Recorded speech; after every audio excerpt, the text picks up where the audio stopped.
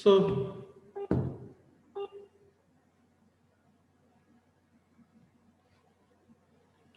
let us see the another machining process is called the abrasive water jet machining, and abrasive water jet machining are similar to the process which we have seen in the water jet machining, but only one thing is here, that the abrasive particle is mixed with the water.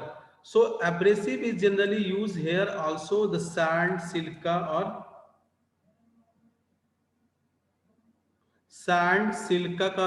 carbide and aluminum carbide and corundum dust.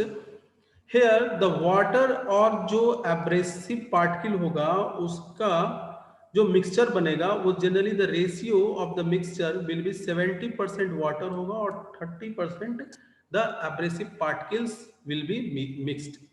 जो abrasive particle होगा उसका जो size होगा it will be used for 10 micron to 150 micrometer में use करते हैं generally in case of abrasive water jet machining. 70% water रखेंगे और 30% वाटर पानी 30% आपका एब्रेसिव मटेरियल रखते हैं. So it is generally used to cut the ceramic, glasses, metals and non-metal part. Generally metal part because the erosion, because the abrasive materials is used. So we will cut the metal, glass and ceramic.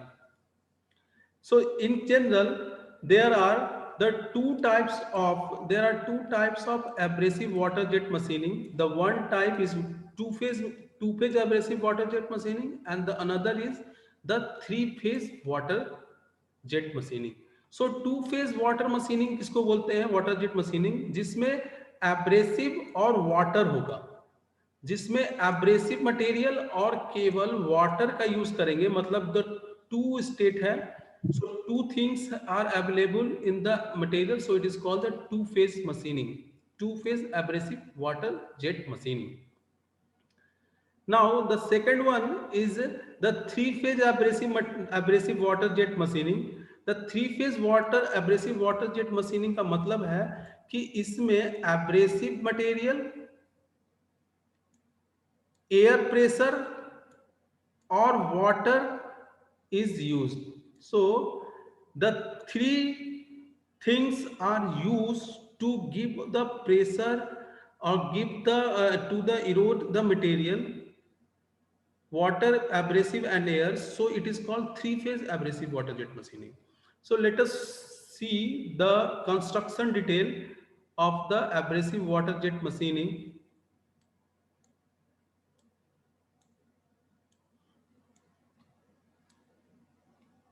It is the principle of the abrasive water jet machining is the same, that the kinetic energy of water is used to convert into the pressure energy, and this one is cows to remove the material. Now let us see, this one is the diagram where we will remove the left hand side part, where the water treatment plant से intensifier pump करके intensifier में आया, और यहाँ से हम पानी को वाटर को यहाँ पे मशीन में घुसाएंगे. यहाँ पे एक कंट्रोल वाल्व होगा जो मटेरियल जो वाटर को एक डायरेक्शन में फ्लो करवाएगा, कंट्रोल वाल्व. और यहाँ पे जैसे कंट्रोल वाल्व से हम पानी को इस चैम्बर में निकालेंगे, चैम्बर में लेते हैं, तो उससे पहले एक ऑरिफिस मीटर होगा for small openings, because opening will be provided to increase the velocity of the water. Then now this water is goes to the nozzle, and यहाँ पे नोजल के यहाँ पे एक एब्रेसिव पार्टिकल्स को प्रोवाइड, यहाँ पे एब्रेसिव पार्टिकल को रखते हैं, यहाँ पे एब्रेसिव पार्टिकल को रखते हैं, और यहाँ से इसको पंप के द्वारा यहाँ से इस चैम्बर में नोजल के थ्रू आप इसमें इंटर करवा देते हैं. सो नोजल के इंटर से इस नोजल के एवब चैम्बर में हम वाटर के साथ, जो ऊपर से वाटर आ रहा है, और यहाँ से एब्रेसिव पार्टिकल को इंटर करवाते हैं, और इस एब्रेसिव वाटर का मिक्सिंग यहाँ पे होगा, then it will be goes to the nozzle, and nozzle में एरिया डिक्रीज होने के कारण आपका वेलोसिटी काफी इंक्रीज कर जाएगा। और दिस एब्रेसिव प्लस वाटर को फिर हम एब्रेसिव प्लस वाटर को हम फिर यहाँ पे वर्कपीस पे आप यहाँ पे वर्कपीस पे हम इंटर करवा देते हैं, जिससे क्या होता है कि now the high pressure of water with the abrasive material removal यहाँ पे थोड़ा ज्यादा होगा। In the case of previous abrasive water jet machining के रिस्पेक्ट में एब्रेसिव वाटर जेट मशीनिंग में material removal is be little bit greater due to the abrasive is availability के कारण। Now in your sixth module have completed, now there is the four types of machining process. अच्छा, इसमें abrasive water jet machining और machining of abrasive और क्या एक बच गया है,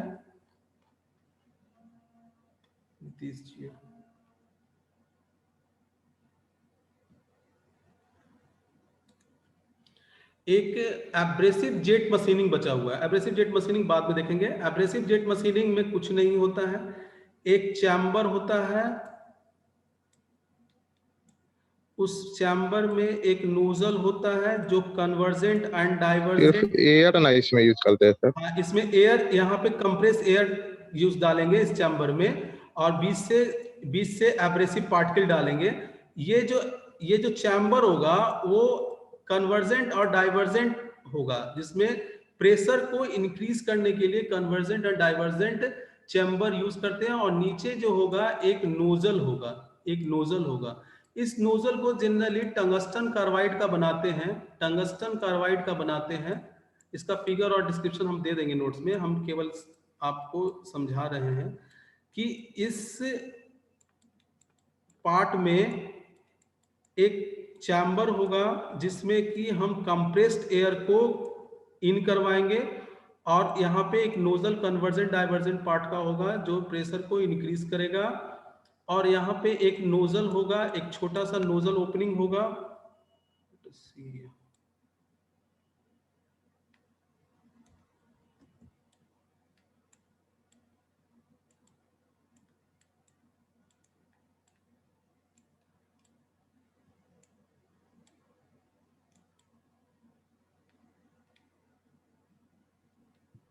सर आवाज नहीं आ रही है सर। वेट, आवाज नहीं आ रहा? अभी आप कुछ बोल रहे थे क्या सर? नहीं, देखो चेहरा देखते रहो, लगेगा आवाज दे रहे हैं कि नहीं दे रहे हैं, पता चलेगा। सर नहीं दिख रहा था सर, इसलिए पूछे। ये एब्रेसिव जेट मशीनिंग के बारे में बता रहे हैं, ये तो कवर्ड है, ये पार्ट कवर्ड है।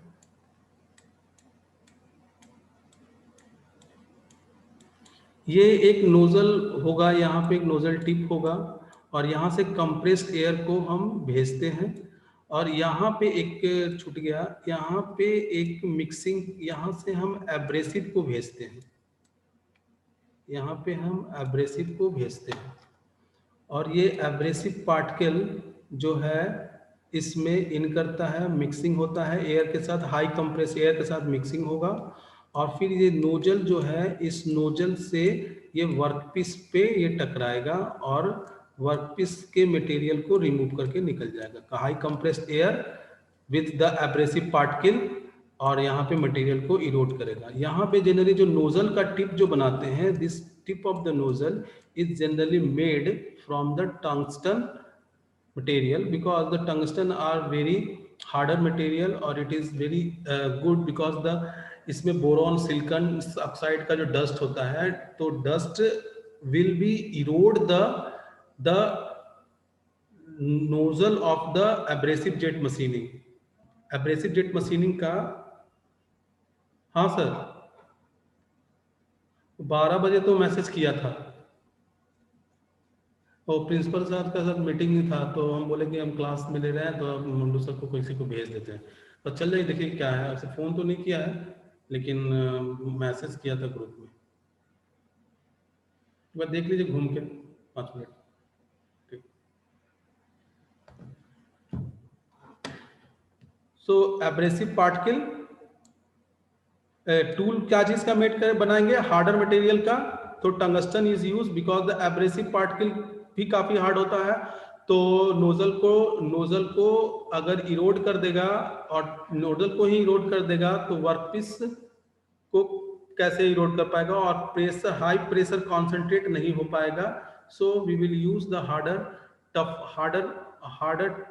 Nozzle at the nozzle tip in the case of abrasive jet machining. So water jet machining, abrasive jet machining, ultrasonic machining खत्म. Then electric discharge machining.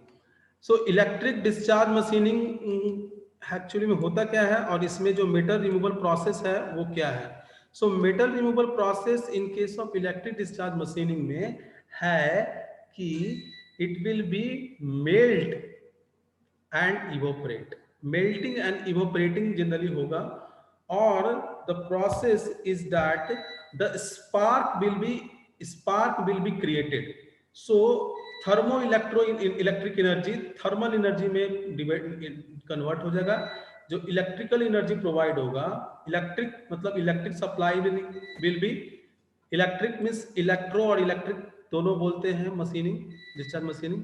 तो सबसे पहले इसमें इलेक्ट्रिक एनर्जी देंगे. It will be discharge in form of spark और heat में ये generate होगा, और मशीनिंग उसी के हेल्प से होगा. So after the machining the metals are, मतलब मेटल जो होता है, जो रिमूव होता है, वो प्रोसेस क्या है कि वो मेल्ट कर, वो थर्मल एनर्जी से वो मेल्ट हो जाता है, और उसमें एक डाइलेक्ट्रिक फ्लूइड देते हैं जो उसको इवेपोरेट कराकर उसको बाहर निकाल देता है मेटल को.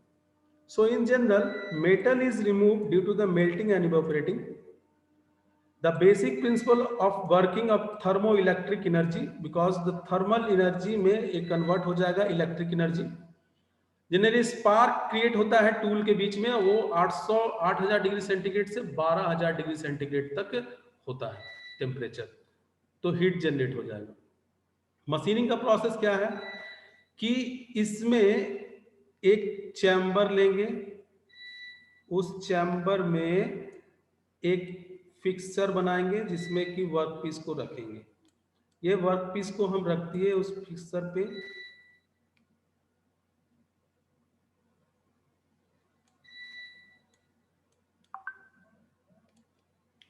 और यहाँ पे एक टूल लगा देते हैं.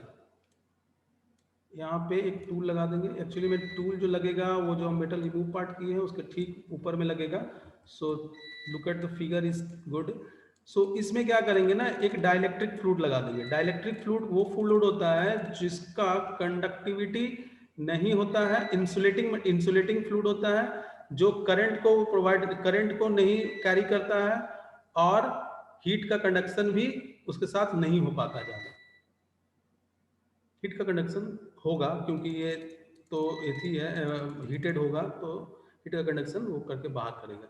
और स्लरी आइटम जो ये मेटल और जो वर्कपीस और जो टूल है उसके बीच में जो काफी हीट होगा, तो इसमें एक लुब्रिकेशन का भी वो काम करता है dielectric fluid. Generally dielectric fluid transformer, oil, ये सब यूज करते हैं. सो टूल को हम पावर सप्लाई से जोड़ देंगे. टूल को हम पावर सप्लाई से ऐड कर दिए. इसमें इसका एक कनेक्शन जो होगा वो पॉजिटिव होगा और एक नेगेटिव होगा. तो वर्कपीस को हम एनोड रखते हैं, मतलब पॉजिटिव रखते हैं, और नेगेटिव जो टर्मिनल होता है उसके साथ हम टूल को ऐड कर देते, टूल के साथ हम उसको प्लग कर देते हैं. So this tool is now is provided the negative ion, or it will be create the electric energy, and this electric energy के कारण जो टूल का टिप होगा वहां पे स्पार्क इग्निशन होगा, स्पार्क इग्निशन. और स्पार्क जनरेट होगा, मतलब this spark is content the high heat and this heat के कारण यहाँ पे मेटल के पास ये हीट पहुंचेगा और ये हीट के कारण मेटल वर्कपीस मेल्ट हो जाएगा और ये जो स्लरी डाइलेक्ट्रिक फ्लूइड है ये इसको वेपोराइज और इवेपोरेट कर देगा और इसके साथ वो यहाँ से मेटल को कैरी करके बाहर कर देगा. So this process is involved in the case of electric discharge machining. So workpiece में इसको जनरली क्या होता है, थोड़ा वर्किंग कैसे होता है इसको एक बार चेक कर लेंगे. सो ये टोटल कंस्ट्रक्शन डिटेल है, इसको भी हम एक कंटेनर में रखा जाता है. सो जनरली और इसको एक कैपेसिटर से दिया जाता है. पहले जो पावर सप्लाई देते हैं उससे कैपेसिटर चार्ज होता है, फिर पावर सप्लाई बंद करके चलाते हैं और देन कैपेसिटर जो चार्ज है वो चार्ज है उससे ये टूल प्रोवाइड करेगा. So this is cause the high DC voltage. So the workpiece में इसमें जो वर्कपीस होता है is connected to workpiece is connected to the positive and anode and tool is the negative cathode with power supply. Now a spark take place at the tool tip में electric energy के कारण spark produce होता है and at the tool end between the workpiece and the tool the intense heat, अभी बताया कि heat generate होगा spark के कारण, the heat generated so that workpiece goes melt. अब क्या करेगा, हीट से जो होगा ना वर्कपीस मेल्ट हो जाएगा. एंड डाइलेक्ट्रिक फ्लूइड जो है उसका काम क्या है कि वो कैरी कर देगा वर्कपीस और इवेपोरेट करेगा और लुब्रिकेंट के लिए भी यूज करते हैं. सो डाइलेक्ट्रिक फ्लूइड का generally it act as a vehicle to carry away the heated and wasted product. जो मटेरियल रिमूव हो गया उसको कैरी करने का काम भी करेगा. और ये इंसुलेटर होता है, इंसुलेटिंग मटेरियल होता है और इसमें हीट मतलब करंट का फ्लो नहीं होगा, क्योंकि क्या है ना कि हम तो टूल को डायरेक्टली पावर सप्लाई में दिए हुए हैं. तो जनरली वाटर का यूज करेंगे तो व्हाट इज कंडक्शन हो जाएगा हीट का. So we will not use the conductive dielectric fluid, we will use the insulating dielectric fluid. So insulating dielectric fluid में आपका ट्रांसफॉर्मर ऑयल, पैराफिन ऑयल और the light hydrocarbon oils we will use. Kerosene will also be used. So in the case of EDM मतलब electro discharge machining, the tool normally used जो होगा, अब जो tool use करेंगे EDM में, जो ये टूल है राल पार्ट को हटा, दिस जो टूल है उसको हम जनरली किस मटेरियल का यूज करते हैं. So generally the tool will be used as the graphite material. जो टूल है वो टूल जो होगा एक्चुअली में होता है आपका वियर, जो टूल में स्पार्क इग्निट हो रहा है और स्पार्क से हीट जनरेट हो रहा है. तो जनरली क्या है ना, टूल लाइफ कम होगा इसका, क्योंकि टूल जनरली काफी स्पार्क से वियर होगा, हीट से वियर होगा. सो जो टूल को हम यूज करते हैं उसका मेल्टिंग पॉइंट, जो टूल यूज होगा उसका मेल्टिंग पॉइंट ज्यादा होना चाहिए. अगर मेल्टिंग पॉइंट ज्यादा होगा then it is easy to resist the heat a long time. And material जो होगा, जो वर्कपीस होगा, उसका मेल्टिंग पॉइंट कम होना चाहिए ताकि वो मटेरियल को रिमूव तुरंत कर दे हीट जनरेट होके.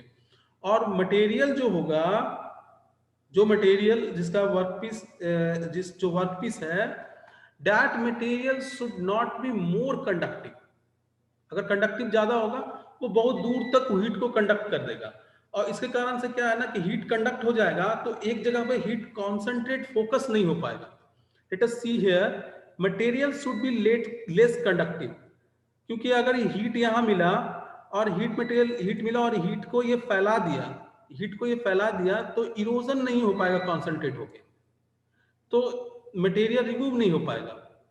तो material should be, the workpiece should be less conductive and the tool should be the conduct more conductive. Actually क्या है कि टूल को हीट इलेक्ट्रिक एनर्जी मिला, सो टूल अगर कंडक्टिव है तो ये कंडक्शन टोटल टूल में प्रोवाइड होगा, जिसके कारण अब हमको इलेक्ट्रिक सप्लाई चार्जिंग से कम लेना पड़ सकता है, क्योंकि tool will be heated and it will give the spark to the hair.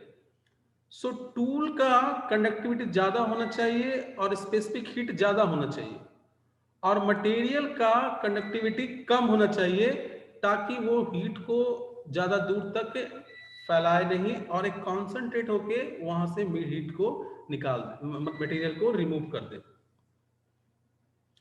So the tool which is generally used for this purpose graphite, and इसको थोड़ा कॉपर का मिक्स कर देते हैं टूल में थोड़ा कंडक्टिविटी बढ़ाने के लिए, क्योंकि हम बताया कि conductivity of the tool should be greater than the work piece. So if we see the conductivity is required more in the tool, so we will use to the graphite with the copper. Copper का हम copper उसमें mix कर देंगे graphite में, तो conductivity will be increase, and graphite का melting point ज्यादा होता है, so we will use preferred the graphite in the case of electro discharge machining, क्योंकि इलेक्ट्रो डिस्चार्ज मशीनिंग में इलेक्ट्रिक एनर्जी स्पार्क एनर्जी और स्पार्क में कन्वर्ट होगा, और स्पार्क देखते से हीट मिलेगा, और ये heat will be caused to melt the material from the workpiece, and this material will be now goes to the dielectric fluid and they separate to the workpiece. So metal removal rate इसमें तो high है, advantage में good surface finishing मिलता है, blind and complex cavity और whole बनाने के लिए भी we will use the in the we will use the this EDM process. Disadvantage क्या है? टूल वियर होता है इसमें भाई, क्योंकि स्पार्क हीट है, कंडक्शन होता है हीट का, टूल वियर ज्यादा होता है, और इलेक्ट्रिक एनर्जी लग रहा है बाहर से और हाई हीट प्रोड्यूस कर रहा है, so the high power consumption हमको लग रहा है। सो द डिसएडवांटेज में देख रहे हैं कि टूल वियर ज्यादा हो रहा है और हाई स्पेसिफिक हीट और हाई पावर कंजम्पशन चूंकि इलेक्ट्रिक एनर्जी सप्लाई के कारण हमको लग रहा है, so it is a disadvantage. Application में इसका application to make a complex shape cavity, drilling micro holes करने के लिए कहीं कहीं पे यूज करते हैं, और कटिंग नैरो स्लॉट, जो छोटा छोटा स्लॉट देखते हैं कहीं कटा हुआ किसी वर्कपीस में, we will use the machining from EDM. These all the things we have discussed. You have just go through the notes. It will be very simple. So EDM complete हो गया। अभी क्या है कि इलेक्ट्रोकेमिकल मशीनिंग हम केवल छोड़ेंगे। Electrochemical machining जो है उसको छोड़ने के पीछे रीजन है कि इलेक्ट्रोकेमिकल मशीनिंग में जो मशीनिंग होता है इस टोटल मशीनिंग प्रोसेस से अलग है। उसमें आयन का डिस्प्लेसमेंट होता है, NaCl डालेंगे, आयनिंग इलेक्ट्रोलाइट डालेंगे और उससे आयन का डिस्प्लेसमेंट होता है। तो थोड़ा फ्राडेज लॉ ऑफ इलेक्ट्रोलाइसिस को जानना है आप लोगों को, तो थोड़ा सा आप इलेक्ट्रिक केमिस्ट्री का फ्राडे लॉ को कन्वर्ट पढ़ लीजिएगा, और उसमें कुछ न्यूमेरिकल्स आता है कि कैसे मेटल का रिमूव होता है। फ्राडेज लॉस में Q = IT जो है चार्ज कैसे कन्वर्ट होता है, तो थोड़ा सा करंट पोर्शन और केमिकल रिएक्शन पोर्शन को थोड़ा देखेंगे, इसीलिए हम उसको इलेक्ट्रोकेमिकल मशीनिंग को आज के लिए छोड़े हैं, उसको कभी दूसरे क्लास में कंप्लीट कर लेंगे। So electro discharge machining, it is a 6th module, and the 6th module is also combined with electrochemical machining. So electrochemical machining is now I am paused here, and we will be studying other day by knowing the Faraday's law of electrolysis, and Faraday law of electrolysis थोड़ा पढ़ लीजिएगा तो हमको ज़्यादा आसान मिलेगा। उसमें numericals करवाना है, उसमें बाकी सब पोर्शन में न्यूमेरिकल्स प्रॉब्लम नहीं है, केवल construction details and the working principle you have to be remembered. So now we will move the last module, which will be covered the 3 important machining process. जो लास्ट मॉड्यूल है उसमें कौन कौन सा electro machining process है? There is the laser beam machining, the another is electron beam machining and the third one is plasma arc machining. So इन सभी का प्रिंसिपल, कंस्ट्रक्शन डिटेल हम अभी देखेंगे। So generally laser beam machining मतलब क्या है, इसमें मशीनिंग का मतलब है मटेरियल को रिमूव करेंगे लेजर के हेल्प से। Laser will be the light का एक बीम आएगा, उससे हम मटेरियल को रिमूव करेंगे by the melting and evaporating. इसमें भी लेजर में हीट होगा, उस हीट से मेटल को मेल्ट हो जाता है और वो मेटल वो रिमूव होके वो निकल जाता है। तो इसका प्रोसेस कैसे है, लेजर बनाने का प्रोसेस क्या है, कोई भी लेजर लाइट बनाने का क्या प्रोसेस है, किसी को पता है? लेजर का full form it is based on the laser. अभी लेजर क्या आता है, लेजर का फुल फॉर्म किसी को पता है? तो नहीं पता है तो याद रखेगा, light amplification stimulated emission of radiation. मतलब इसमें लेजर कैसे बनाएंगे, अगर किसी को पता है तो बताओ।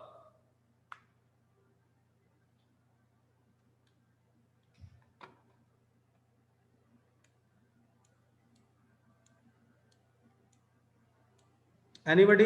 अगर किसी को नहीं आता है तो नो भाई बोल के आगे बोलो, तो हम आगे बढ़ेंगे ना। और हाइयर सर नहीं मालूम है। चलो देखो क्या होता है कि ये 4 स्टेट ऑफ एनर्जी है, हम एक समझाने के लिए ले रहे हैं कि एक स्टेट है 1 स्टेट, 2 स्टेट, 3 स्टेट। तो अगर ये स्टेबल स्टेट है, यहाँ पे कोई इलेक्ट्रॉन है, यहाँ पे एक इलेक्ट्रॉन है, अगर इस इलेक्ट्रॉन को हम हाई एनर्जी देंगे तो इलेक्ट्रॉन ऊपर वाले हाई एनर्जी स्टेट लेवल में पहुंचेगा, फिर इसको एनर्जी बढ़ाएंगे तो ये फिर हाई एनर्जी लेवल में पहुंचेगा, और इसी तरह ये इलेक्ट्रॉन को एनर्जी प्रोवाइड करेंगे तो ये इलेक्ट्रॉन हाई एनर्जी लेवल में चला जाता है। लेकिन every high energy level of electron wants to release its energy. कोई भी आदमी नहीं चाहता है ना कि हमारे पास ज्यादा एनर्जी हो। एनर्जी होने से क्या ना वो अनस्टेबल होता है, stability and unstability. High energy peoples or high energy things or high energy materials are always unstable, so everyone wants to get the stable state. so अगर इसको हम एनर्जी प्रोवाइड कर रहे हैं किसी इलेक्ट्रॉन को तो ये हाई एनर्जी स्टेबल एनर्जी में जा रहा है और अनस्टेबिलिटी में जा रहा है। तो ये क्या करता है ना कि ये जब एनर्जी देना बंद करेंगे थोड़ा देर के लिए, या एनर्जी इलेक्ट्रॉन चाहेगा कि एनर्जी अब रिलीज करें और हम अपना स्टेबल स्टेट पे जाए, तो जब ये इलेक्ट्रॉन एनर्जी रिलीज करता है तो वो लाइट के फॉर्म में आता है। जब से एनर्जी रिलीज करेगा और अपने स्टेबल स्टेट में जाएगा, स्टेबल स्टेट क्या है इसका, this is the energy level 1। कोई भी इलेक्ट्रॉन को अगर आप एनर्जी प्रोवाइड कर रहे हैं by the heat, by the lamp, by the electric source power supply, electron को हीट से या फिर इलेक्ट्रॉन को एनर्जी प्रोवाइड कर रहे हैं, तो वो they will goes to the higher level of energy state and they wants to come into the our stable state. And जब वो एनर्जी रिलीज करता है electron, so that energy is form of light and this light is used to stimulate in a path that is in the form of laser. Actually में क्या होता है, laser और light, LED, ये सब का जो कॉन्सेप्ट है इसी बेस पे जो है काम करता है। तो इसमें क्या होता है कि हम जो लेजर मशीनिंग करते हैं उसका जो सेटअप तैयार करते हैं तो इस तरह का करते हैं। एक पहले तो एक चैम्बर, इवेपोरेटेड चैम्बर बना लेंगे। देखो 10 मिनट का टाइम मिला है, सबको आवाज आ रहा है ना?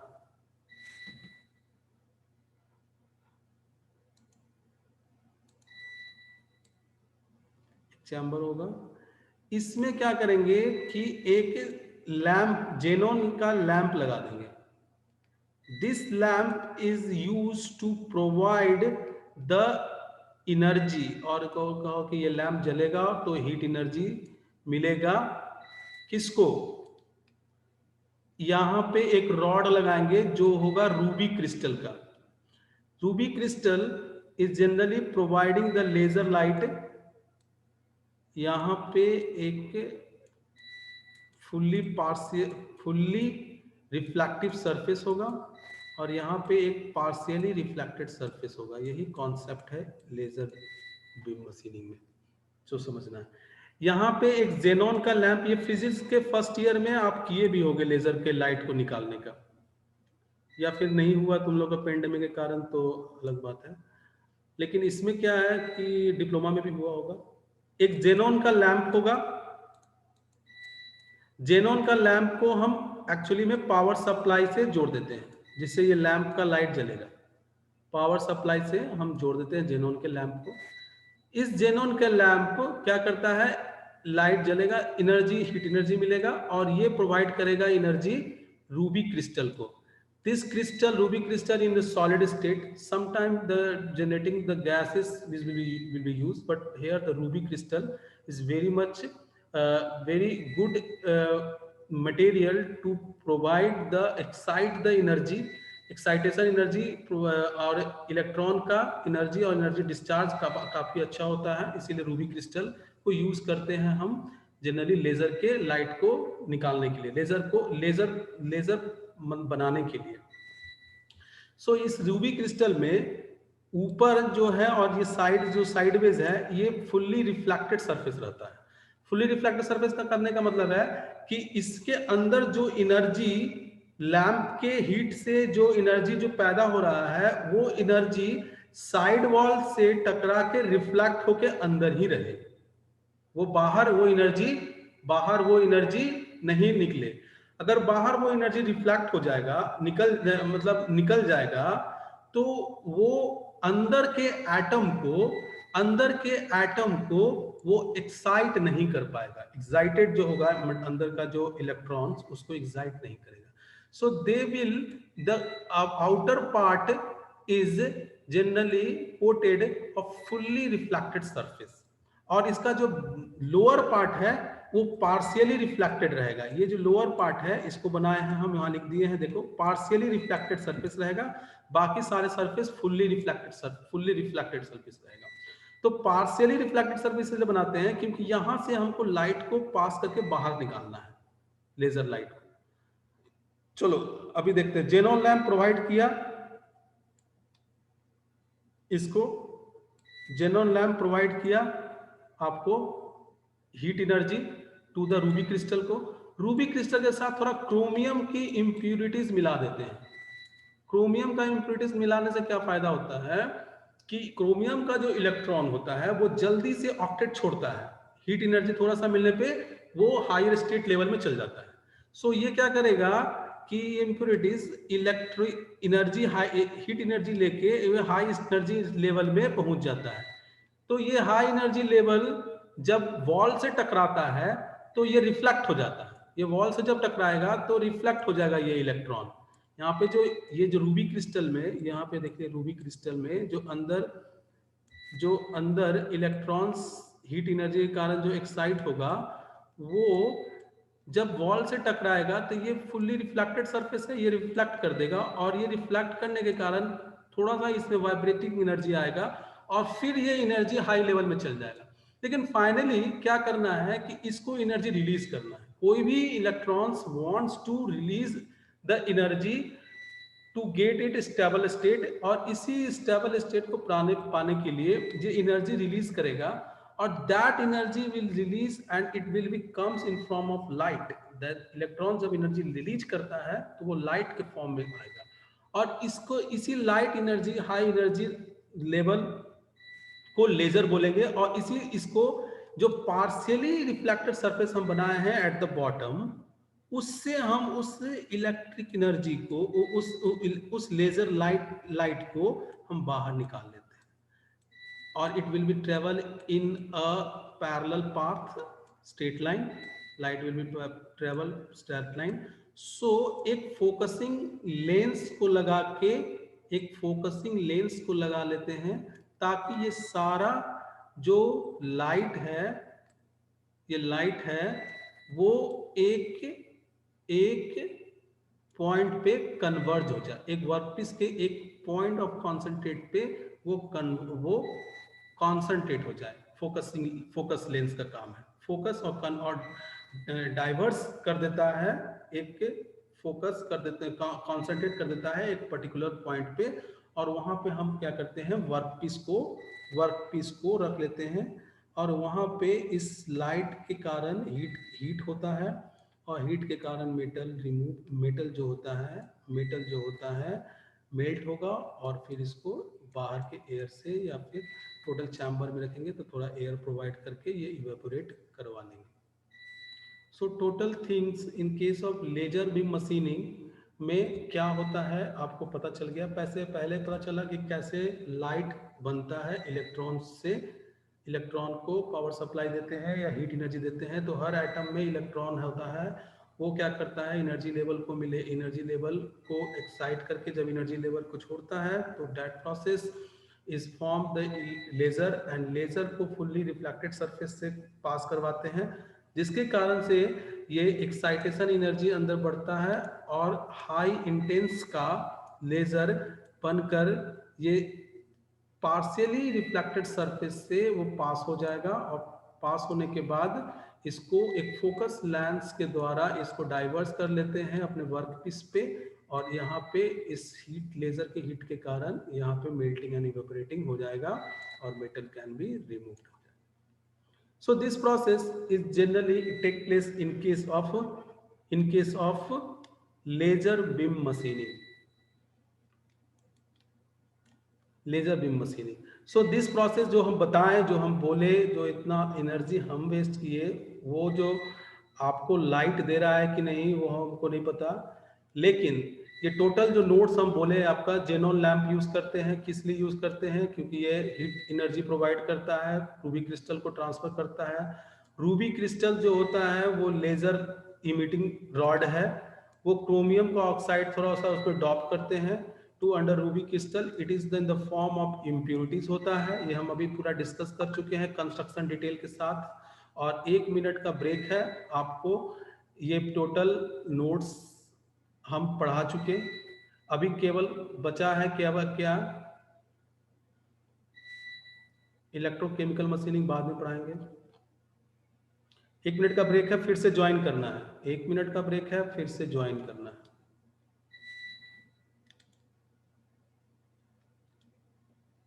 थोड़ा ब्रेक ले लेते हैं भाई। सर मॉड्यूल 6 में MRR क्या है सर? MRR सर बोलो। Yes sir.